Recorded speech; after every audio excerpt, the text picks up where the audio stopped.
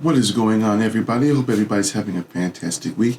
If you're new to my channel, welcome. My name is Black Apino, the Apple Guy, and today I'm looking forward to doing an unboxing for a lens that I've been looking at a lot on YouTube and been wanting to get one for quite a while, ever since I bought my recent camera. So just to kind of give you a backdrop on what I bought in terms of the camera and then the lens that I bought a Sony a6400. I bought it in December, so I really haven't had a chance to actually kind of play around with it as much. And I also bought it body only, and then I bought two different lenses for it.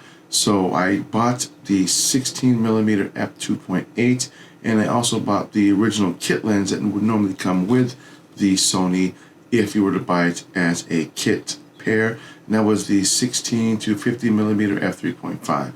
So those are the two lenses that I bought for my 6400, but I was looking for a prime lens, something a little bit more beyond than just the f2.8, and I already bought the kit lens, so it gives me more of a power zoom. So whenever I want to do any type of close-ins with that type of lens, I actually already would have one. So I was looking at a lot of different other lenses that were compatible with the Sonys, and that's when I came across the Sigma lineup. So for those of you who are familiar with the Sigma lineups, they have what they call their trio lenses. They have the 16mm, the 30mm, and the 56mm, and I believe they're all f1.8 or 1.4s. And so I was really torn between the 16 and the 30mm, and due to the fact that obviously the A6400s do crop in when you are doing video recordings, the 16mm would be nice if I was doing a little bit more of a vlog style where I had more of a head style. I'm kind of walking around with it and I kind of get a little bit more tight in on myself, but I really didn't want that because, again, with the A6400, it does tend to kind of crop in a little. I didn't want to like kind of cut off top of my head or cut off most of my head. So I decided to get the A64, the Sigma 30mm f1.4, which I got in the mail today. And I actually got this from Overstock with a, I guess it came with a cleaning kit and an SD card, which when I ordered it initially, I really honestly thought I just ordered just the lens itself, but I guess I got the bundle. So we're going to get into the unboxings of it now, and then I'm going to kind of show you how it compares to my other lenses. I probably won't be using it, at least not yet, so stay tuned for my later review on that, where I'll compare it to my 16mm and my 16 to 50mm lens, just so you can kind of get like a background on the differences between a f1.4 versus an f2.8 versus an f1.8. So we're getting that unboxing of that now.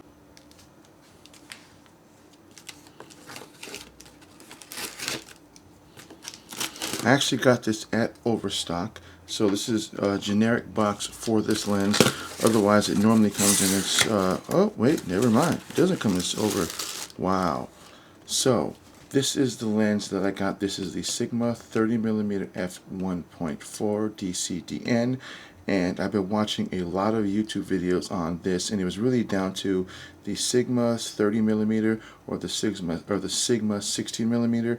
And although I do like the closeness of the 16mm just on the A6400 when it does crop in when I'm doing videos, it crops in, it might crop in a little bit too much for me to want to do any type of vloggings, and I typically do a lot of head vlogs, and I just didn't really think that that would really be more prudent for me, so I decided to get the Sigma 30mm f1.4, and I got these all from Overstock.com.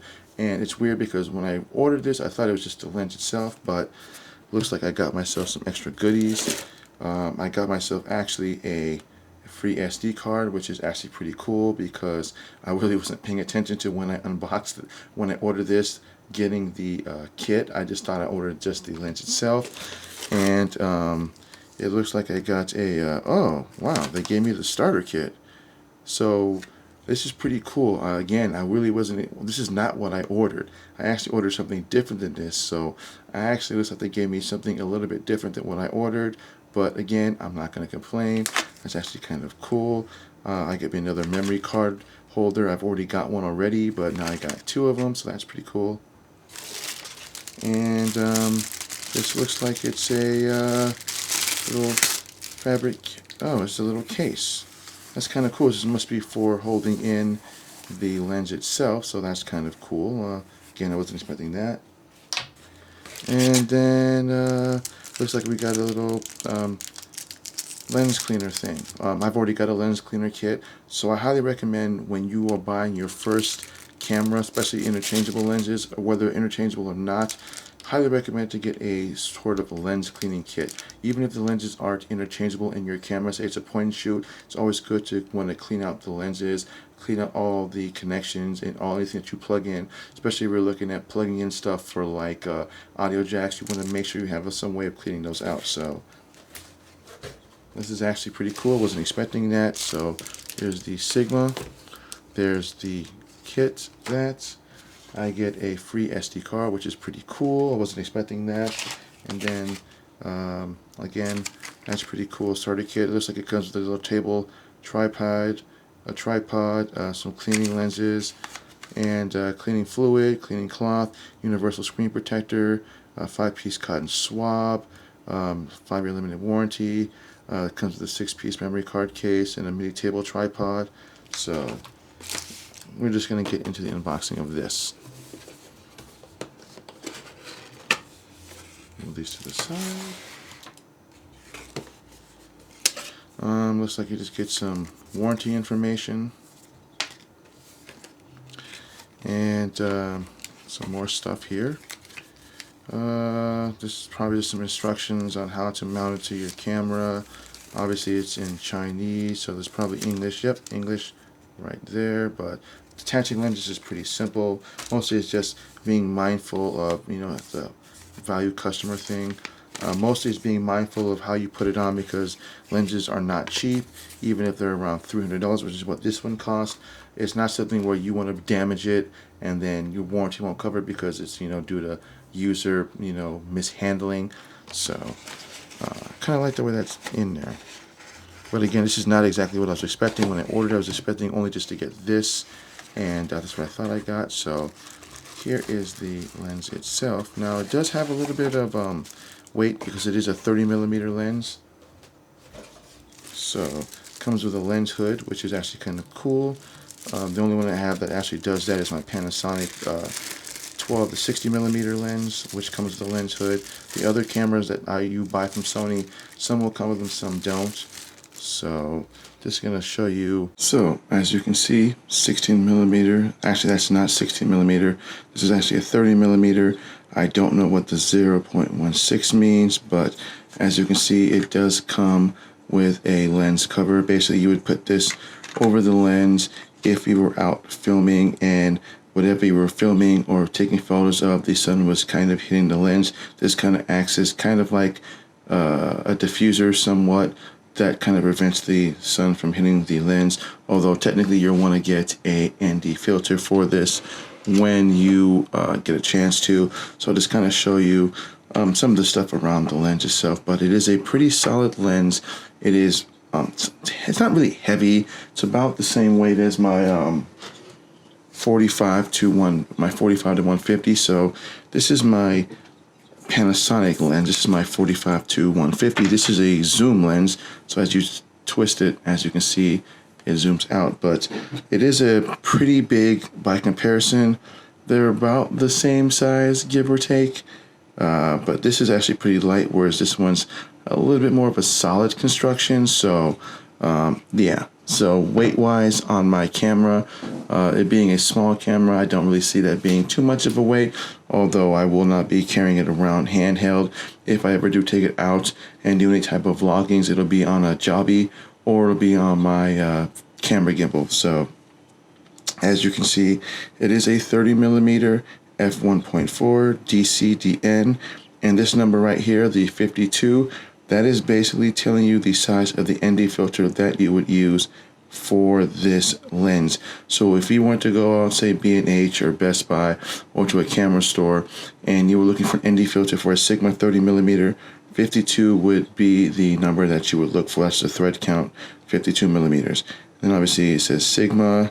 I don't really know what the 016 means, but then here's some more important information. This right here tells you that it's 0.3 meters or equivalent to 0.98 feet. That's basically what it's telling you, is that that is the range in which the subject has to be in without you having to kind of manually exposing them into the shot. So as long as you're within that almost foot range, should be perfectly fine. But again, normally when you're doing these type of when you're using this kind of a camera, at least from what I've seen, these do great for vloggings. And if you're doing this kind of like sitting down and doing headshots, it's wide angled but not super wide. And this is a focal length, so basically this is 30 millimeters. There's no in between. It's not like my Sony 16 to 50 millimeter or the Panasonic, which is a 45 to 105 or 150 millimeters. It's just strictly 30 millimeters. And just to kind of show you the difference between this one versus my Sony ones, this is my 16 to 50 millimeter. I'm sorry, 16 to 50 millimeter f3.5 to 5.6 lens. Has a power zoom lens, so I can manually power zoom in or zoom out, or I can do it directly from the camera itself, as the camera does have that option on it. So size comparison between the two, you can obviously see that it is a much bigger lens as opposed to this one. So now we're going to compare this one to my f2.8, my 16 millimeter. So again, this is my 16 millimeter, as I refer to it as a pancake lens. So this is a f2.8 16 millimeter. Pretty lightweight. I mean, literally, it just feels like paper. You could pick this thing and throw it as far as you want. Size comparison, as you can see, it is a much smaller lens compared to this. So weight-wise, this would be a little bit front heavy. So if you're planning on using this on a phone gimbal, a camera gimbal, the majority of the weight will probably be towards the front, especially if you're using a small camera like the A61,000, 62, 3, 4, 5, or 66,000. This would be a little bit front heavy for that, so just keep that in mind if you're going to be mounting this on a camera gimbal, as most of the weight will probably lean towards the lens. So what we're going to do is we're actually going to take this and we're actually going to throw it on my A6400 just so you can see what this looks like with it attached to my A6400. So I now have the 30 millimeter attached to my A6400. Now you'd think with a lens this big that it would make it super heavy to hold. Actually, it's not that heavy to hold. I mean, even with an A6400 and it being small and compact, you can still hold it with one hand and still get your videos and photos in there. Or if you wanted to put it on a tripod, you could. I probably would recommend something pretty strong, like say the Joby 3K or the 5K. I wouldn't try to go for anything smaller than those, because I don't think they're going to be able to actually hold up to the weight, especially if you just lay this on the ground and try to do any types of time lapses or any type of just self-vloggings. I don't think that the Joby is going to be able to actually hold this weight. But if you were to put this on a 3K or a 5K, should be doing pretty good. Shouldn't be hard to hold at all. Now, I have not tried this on my DJI Ronin S, my phone gimbal, or not my phone gimbal. I haven't tried this yet on my DJI Ronin SC, as I haven't had a chance to actually play around with that just quite yet. But I will once I get this kind of setting the way I want to. But again, the build quality on this thing is solid. It's definitely worth the money, every penny of it, and I look forward to kind of playing around with this once I get a chance to. But living in Alaska, it is kind of cold, with this being the coldest months, January and February. So stay tuned for those next videos when I do a little bit more of an extended review on this and compare them to my other two lenses.